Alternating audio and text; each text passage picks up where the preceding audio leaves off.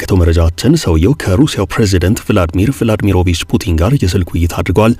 ከስልክ ውይይቱ በኋላ የሰጡት ያልተጠበቀ አስተያየት በርካቶችን አስገርሟል።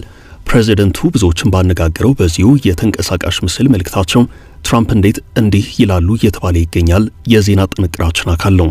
እስከ ፍጻሜው ከኛ ጋር እንድትቆዩ በአክብሮት እየጋበዝን አሁን በቀጥታ ወደ ዝርዝር መረጃዎችን ወስዳችኋለን።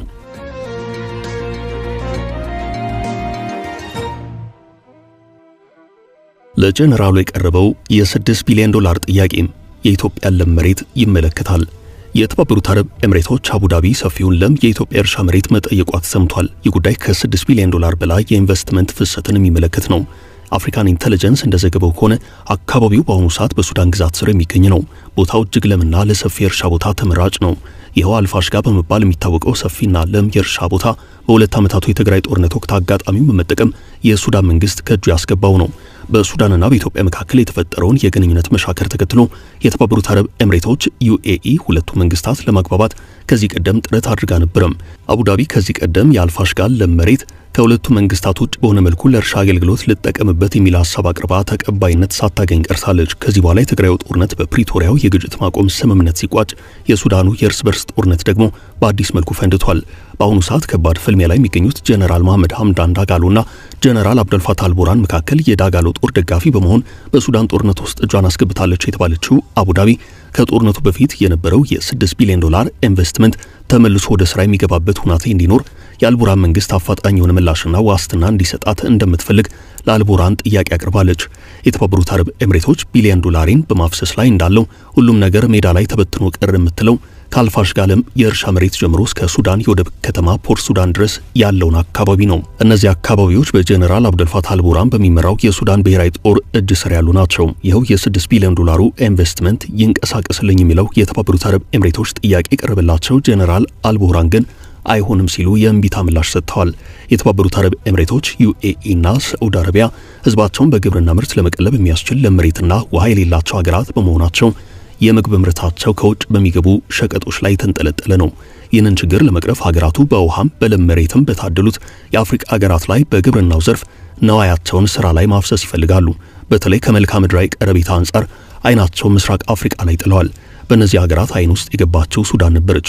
የሀገሪቱ ወደ እርስ በርስ ጦርነት ማምራት ግን ለተባበሩት አረብ ኤምሬቶችም ሆነ ለሳዑዲ አረቢያ የተመቸ አልሆነም።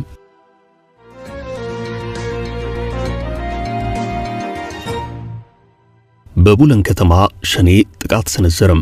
በዛሬው ዕለት የኦሮሞ ነጻነት ጦር ወይንም በመንግስት አጠራር ኦነግ ሸኔ በቤንሻንጉል ክልል አንዲት ከተማ ዘልቆ በመግባት ጥቃት መፈጸሙ ተሰምቷል።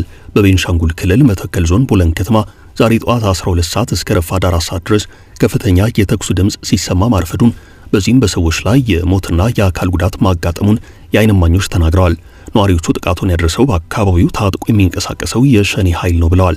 ታጣቂ ኃይሉ ዛሬ ከማለዳው 12 ሰዓት ጀምሮ ወደ ከተማዋ ዘልቆ በመግባት የመንግስት የጸጥታ ኃይላትንና ንጹሃንን መግደሉን፣ በርካታ ንብረት ማውደሙን የዓይን እማኞች ለቲክቫ ኢትዮጵያ ተናግረዋል። ስለሞቱ ሰዎች ቁጥር ከተማው ገና ስላልተረጋጋ ማወቅ አልተቻለም።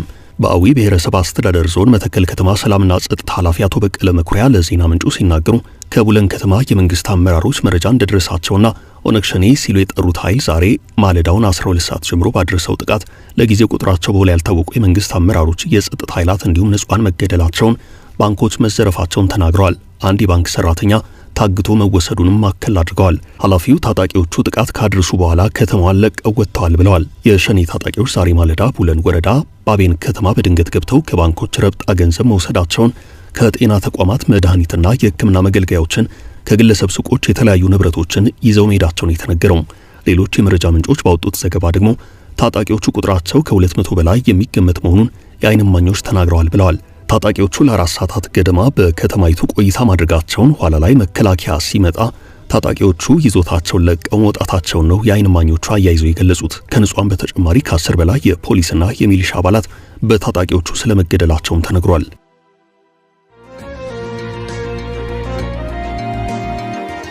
ለኢሳያስ የተላከው ደብዳቤም ባለፈው የኤርትራ 34ኛ ዓመት የነጻነት በዓል ላይ ከሳምንታት በፊት ማለት ነው ፕሬዝዳንት ኢሳያስ አፈወርቂ ኦሮሞማን አስመልክቶ ባስተላለፉት መልእክት ዙሪያ አንድ ደብዳቤ ተጽፎባቸዋል።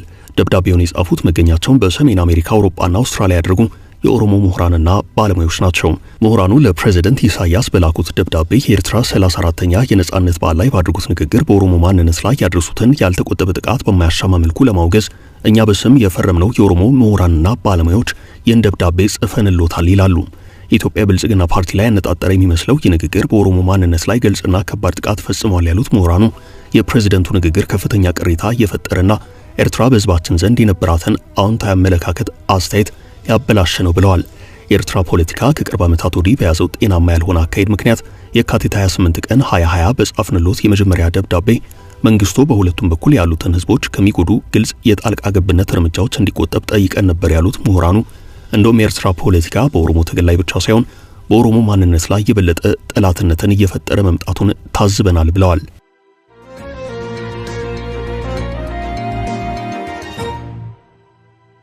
ኤለንን ማናገር አቁሜያለሁ። የአሜሪካው ፕሬዝዳንት ዶናልድ ትራምፕ ፕሬዝዳንት ትራምፕና ቱጃሩ ኤለን መስክ መካከል ያለው ውዝግብ እጅጉን እየከረረ ነው። የአሜሪካ ፖለቲከኞችን ጭምር አሳስቧል። ማጋ የሚሰኘው የትራምፕ ፖለቲካዊ ማህበረሰብ በሁለቱ ጥል ልዩነት ውስጥ እንደገባ እየተነገረ ነው። በተለይ ሪፐብሊካኖቹ ትራምፕና ኤለንን ለማሸማገል ነገር እንዲበርድ ለማድረግ ጥረት ጀምረዋል። ለሁለቱ የሚቀርቡ ሰዎችን እየላኩ እንዲነጋገሩ ለማድረግ ከፍተኛ ሙከራ ላይ ናቸው። የነጩ ቤተ መንግስት አማካሪዎች ዛሬ ትራምፕና ኤለን መስክ በስልክ እንዲነጋገሩ እቅድ አውጥተው የነበረ ሲሆን ትራምፕ ከዚህ በኋላ መቼም አላናገረውም ብለዋል።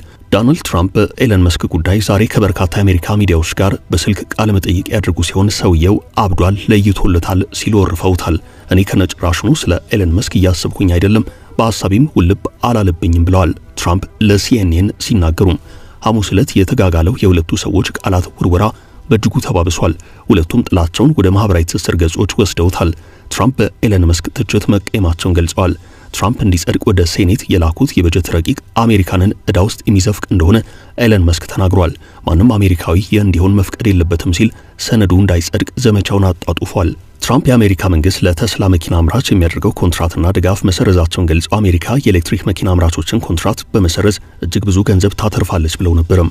ኤለን መስክ ለዚህ መልስ ወደ ዓለም አቀፍ የጠፈር ጣቢያ አሜሪካ ጠፈርተኞችን በብቸኝነት የሚያጓጉዘውን ስፔስ ኤክስ ድራጎን መንኮራኩር ውል አቋርጣለሁ ብሎ ነበርም። ዛሬ ላይ የቱጃሩ ንብረቶች የሆኑ የተስላና ስፔስ ኤክስ እንዲሁም የስታርሊንክ ኩባንያዎች የመንኮራኩር አገልግሎት እንደማይቋረጥ ለነጩ ቤተ መንግስት አሳውቀዋል። መስክ ትራምፕን ምስጋና የማያውቁ ናቸው ሲል የተቸ ሲሆን እኔ ባልኖር ምርጫውን ይሸነፉ ነበር ብሏል። ኤለን መስክ በተከታታይ በሚሰጣቸው አስተያየቶች የአሜሪካው ፕሬዝዳንት ዶናልድ ትራምፕ ብስጭታቸውን እየገለጹ ነው። በተለይ ለፖለቲካ ስኬታቸው የራሳቸውን ጥረት በራሳቸው እንደተወጡ የሚሰማቸው ከመሆኑ አንጻር የማስክ ንግግር አላስደሰታቸውም። ተንታኞች ግን በምርጫው ወሳኝ ሰዓት የቱጃሩ ድጋፍና የገንዘብ አገልግሎት በምርጫው ለውጥ አምጥቷል ይላሉ። ትራምፕ የተደረገባቸውን የመጀመሪያ ግድያ ሙከራ ተከትሎ ባለሀብቱ በሙሉ ድጋፉን ለትራምፕ አድርጓል።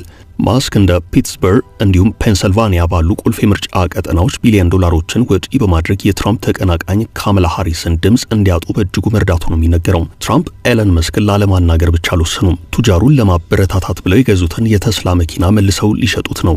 መስክ በነጩ ቤተ መንግስት ቆይታው የተስላ መኪና ሽያጭና ድርሻ በእጅጉ ያሽቆለቆለ ሲሆን ኤለን መስክን የተቃወሙ መኪኖቹን በማቃጠልና በማጥቃት ኢላማ አድርገውት ነበርም። አሁን ከፕሬዝዳንቱና ቱጃሩ ጥል በኋላ የተስላ መኪና ድርሻ ከፍ ማለቱ ነው የተሰማው። ኢንቨስተሮች ቱጃሩን የመደገፍ አዝማሚያ እያሳዩ ነው ተብሏል። ትራምፕ በምስጋና ቢስነት ኤለን መስክን የወቀሱ ሲሆን ማንም የማይፈልገውን የተስላ መኪና እንዲሸጥለት እኔም ገዝቼ ነበረ፣ አሁን የገዛውት መኪና መልሼ እሸጠዋለሁ ብለዋል። በኤሌክትሪክ የምትሰራውና ቀይ ቀለም ያላት ትራምፕ የገዟት የተስላ መኪና አሁን ድረስ በነጩ ቤተ መንግስት ትገኛለች። ሪፐብሊካኖቹ ውጥረቱን ለማርገብ እየጣሩ ሲሆን ዴሞክራቶቹ ግን የሁለቱም መለያየት እንደ ጥሩ አጋጣሚ እየተመለከቱት ነው። ወደ ሴኔት የተላከው የበጀት ረቂቅና ሕግ እንዳይጸድቅም እኛም ከኤለን ጎን ነን ሲሉ መቀስቀስ ጀምረዋል። በተያያዘ መረጃ ከትራምፕ ጎን ነኝ ሲሉ የትራምፕ ምክትል የድጋፍ ድምፅ አሰምተዋል። ኤለን መስክ ትራምፕ ከፕሬዝዳንትነት እንዲነሱና በምክትላቸው እንዲተኩ የጠየቀበት መልእክቱ አነጋጋሪ ሆኗል። የትራምፕ ምክትል ጄዲ ቫንስ እኔ ሁሌም ተአማኒነቴ ለፕሬዝዳንቱ ነው የሚል ምላሽ ሰጥተዋል። በኤለን መስክ የመኪና አምራች ድርጅት ተስላ ላይ ከፍተኛ ተጽዕኖ ያሳደረው አዲሱ የትራምፕ የበጀት ረቂቅ አዋጅን ተከትሎ በሁለቱ የቀድሞ አጋሮች መካከል በተነሳው ቅራኔ ትራምፕ ከኤለን መስክ ጋር በንግድ በተለይም ለስፔስ ኤክስ አስፈላጊ የሆኑ የመንግስት ውሎችን እንደሚያቋርጡ ዝተዋል። ይህን ተከትሎ የቀድሞ ብርቱ ወዳጆች ጠብ በዛሬው ዕለት እያነጋገረ ነው። በበጀታችን በቢሊዮን የሚቆጠር ዶላር ለመቆጠብ ቀላሉ መንገድ የኤለንን የመንግስት ድጎማና ኮንትራቶች ማቋረጥ ነው ሲሉ ትራምፕ በማህበራዊ ትስስር ገጻቸው ጽፈዋል። በምላሹም መስክ የትራምፕን ክስ እንዲነሳ በመጠየቅ አሜሪካ የጠፈር ተመራማሪዎችንና ሌሎች አቅርቦቶችን ወደ ዓለም አቀፉ የጠፈር ምርምር ማዕከል ለማድረስ በዋነኝነት የምትጠቀምበትን የድራጎን የጠፈር መንኮራኩር በጊዜ ጡረታ እንደሚያስወጣው ዝቷል። በቃላት ውርወራ የታጀበውና እንዲህ ተጧጡፎ የቀጠለው የሁለቱ ወዳጆች ጠብ የአሜሪካን ፖለቲካና ኢኮኖሚ ስጋት እንደደቀነበት እየተነገረ ነው።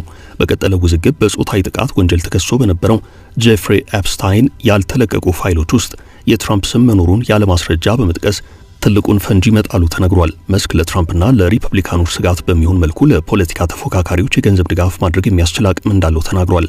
ማስክ ይፋ ባልሆነውና በአነጋጋሪው የጄፍሪ ኤፕስታይን የወሲብ ተኮር ሰነድ ላይ ስም ዝርዝራቸው ካሉ ባለስልጣናት ውስጥ የትራምፕ ስም እንደሚገኝ ጠቅሶ እስካሁን ሰነዱ ይፋ ያልወጣው ለዚህ ነው ብሏል። ኤለን ይህን ወንጀላ ካቀረበ በኋላ ትራምፕ ከስልጣናቸው ተነስተው በምክትላቸው ጄዲ ቫንስ እንዲተኩ ሐሳብ አቅርበዋል። የኤለን መልእክት ከተጋራ በኋላ የምክትል ፕሬዚደንቱ ጄዲ ቫንስ ስም ከትራምፕና ከኤለን መስክ ጋር ተያይዞ እየተነሳ ነው። ጄዲ ቫንስ ዝምታቸውን በመስበር የፕሬዚደንቱ ታማኝ ነኝ ብለዋል። ቫንስ በኤክስ ገጻቸው ባሰፈሩት መልእክት ትራምፕን በሕይወት ዘመኔ በሙሉ ከማውቃቸው ሰዎች ልታመንለት የምችለውን ራዕይ ያሳየኝ ሰው ነው።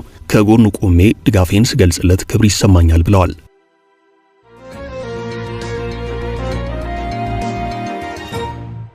በሌላኛው ትራምፕን በተመለከተው ዘገባ ሰውየው የሩሲያ ዩክሬን ጦርነትን አስመልክቶ የሰጡት አስተያየት መነጋገሪያ ሆኗል። በተንቀሳቃሽ ምስል የወጣው የትራምፕ ንግግር የተሰማው ወደ አሜሪካ ካቀኑት የጀርመኑ ቻንስለር ፍሬድሪክ ሜርዝ ሲሆን ሁለቱ ሰዎች ውይይት ባደረጉበት ወቅት ትራምፕ የተናገሩት ንግግር ነው መነጋገሪያ የሆነው። ቻንስለር ፍሬድሪክ ሜርዝ ሀገራቸው ጀርመን በዩክሬን ሩሲያ ጦርነት ዩክሬንን እያገዘች መሆኑን ገልጸው ጦርነቱ እንዲቆም በማድረግ ረገድ ሩሲያ ላይ ተጨማሪ ጫናዎች ያስፈልጋሉ ይላሉ። ሆኖም ለዚህ የፍሬድሪክ ሜርዝ ማብራሪያ የትራምፕ ምላሽ የነበረው ሌላ ነው። ትራምፕ በዚህ ብዙዎችን ባነጋገሩ ምላሻቸው ከሩሲያው ፕሬዚደንት ቭላዲሚር ፑቲን ጋር ለ2 ሰዓት ከሩብ ያህል የፈጀ ውይይት አድርጌያለሁ። ሩሲያና ዩክሬን አንድ የሆነ ፓርክ ላይ እንደተጣሉና ለገላጋይ እንደሚያስቸግሩ 2 ሕፃናት ናቸው። እነዚህ ሕፃናት ለገላጋይ በሚያስቸግሩበት ወቅት በቃ ይዋጣላቸው ብለህ ትተዋቸዋለህ።